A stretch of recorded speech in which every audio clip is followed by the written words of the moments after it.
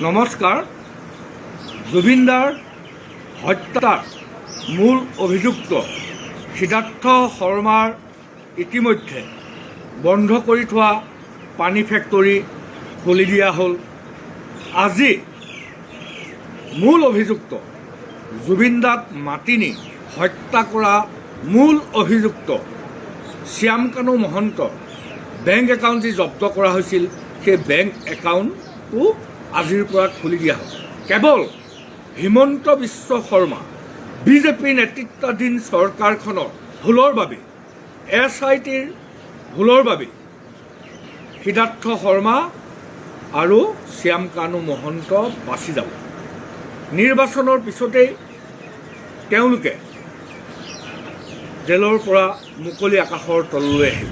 আমাৰ সকলোৰে শ্ৰদ্ধা অসমীয়া জাতিৰ হিয়াৰ আমঠু জুবিনদাৰ মৃত্যুৰ ন্যায় আমি নেপামগৈ। জুবিনদাৰ মৃত্যু হৈছিল ছিংগাপুৰত, কিন্তু জুবিনদাৰ মৃত্যুৰ তদন্ত কৰিছিল ক'ত?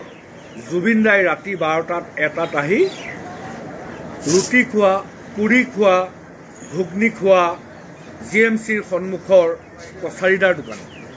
জুবিনদাৰ মৃত্যু য'ত হৈছিল, জুবিনদাৰ মৃত্যু হোৱাৰ সময়ত মৃত্যুৰ সৈতে জড়িত যিসকল ছিংগাপুৰৰ ব্যক্তি, তেওঁলোকক আজি তাৰিখলৈকে বিজেপি, RSS আৰু হিমন্ত বিশ্ব শৰ্মাই গ্ৰেপ্তাৰ কৰা আমি দেখা নেপালোঁ। সমগ্ৰ অসমবাসী ৰাইজে জুবিনদাৰ মৃত্যুৰ তদন্ত বিচাৰি ৰাজপথলৈ আহিব লাগিব আৰু হিমন্ত বিশ্ব শৰ্মা বিজেপি, RSS চৰকাৰখনৰ কলিজাটো কঁপাই দিব পাৰিব লাগিব। তেতিয়াহে আমি জুবিনদাৰ মৃত্যুৰ প্ৰকৃত ন্যায় পাবলৈ সক্ষম হ'ম।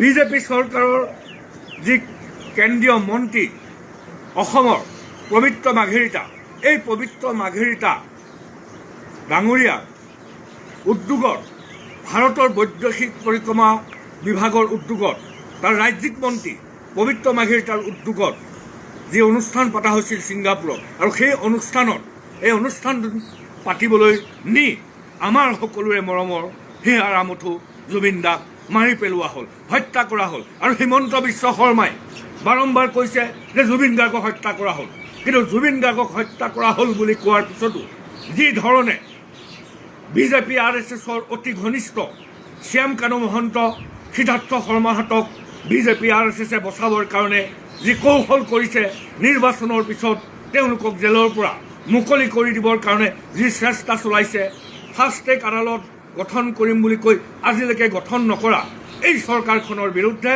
অসম আৰু অসমীয়া মানুহে জুবিনদাৰ ন্যায় পাবলৈ হ'লে আমি যুঁজিব লাগিব।